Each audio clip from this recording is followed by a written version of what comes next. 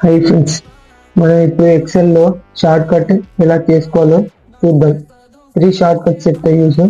First table ఎలా form out చేసుకోవాలి చూద్దాం. ఫస్ట్ డేటాను మొత్తం సెలెక్ట్ చేసుకొని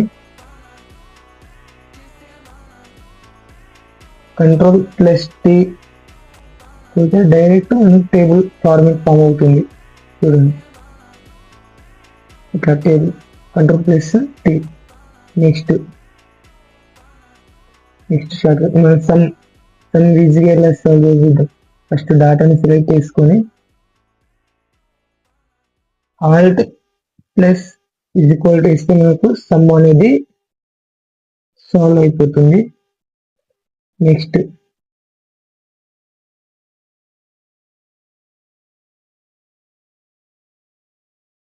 నెక్స్ట్ మనం గ్రాఫ్ ఎలా చూసుకోవాలి. ఫస్ట్ ఇది ఇంకా సేమ్ డేటాని సెలెక్ట్ చేసుకొని Alt+F1 చేస్తే మనకు గ్రాఫ్ ఫార్మేట్ ఫామ్ అవుతుంది.